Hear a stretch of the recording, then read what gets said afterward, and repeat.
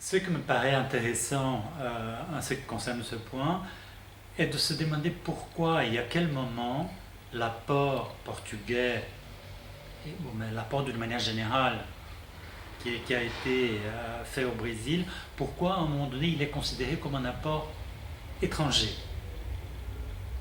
Parce que de fait, qu'est-ce qu'il y a comme architecture véritablement brésilienne? Rien.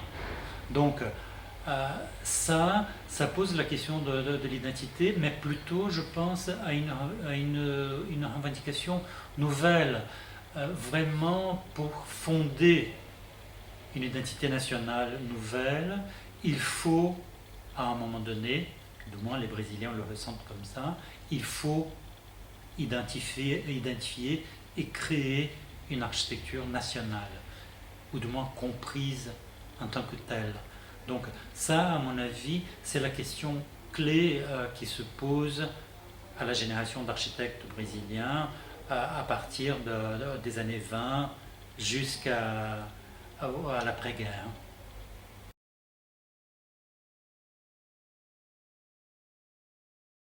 Au Brésil, la question de la domination étrangère se pose à un moment donné de manière très très forte.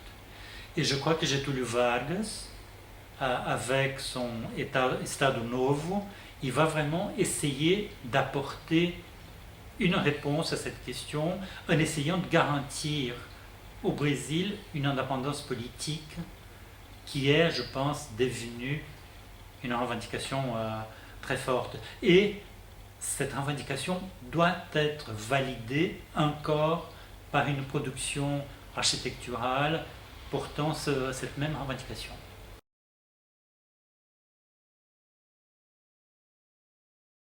Ces mouvements, ils vont arriver de manière concomitante et cela ne se passe pas qu'au Brésil.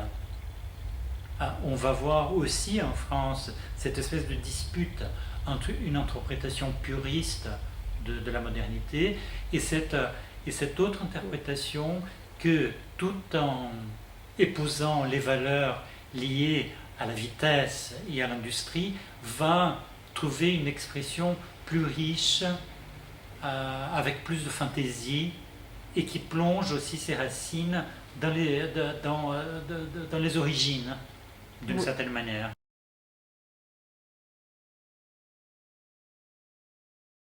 C'est clair qu'en architecture, à partir par exemple de l'après-guerre, l'hégémonie, disons la victoire d'une certaine manière, on peut dire, appartient au mouvement moderne, avec cette interprétation plus pure et plus minimaliste de la modernité.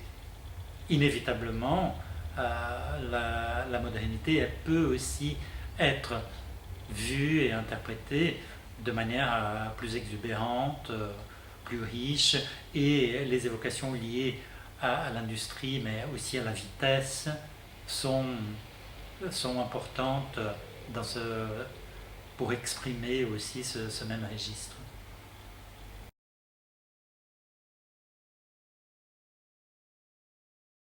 Grécien.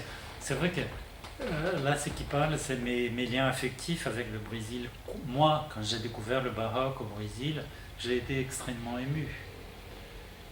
Et j'étais aussi porté, même sans être croyant, par ce sentiment religieux et cette ferveur théâtrale quand même, que le baroque incarne.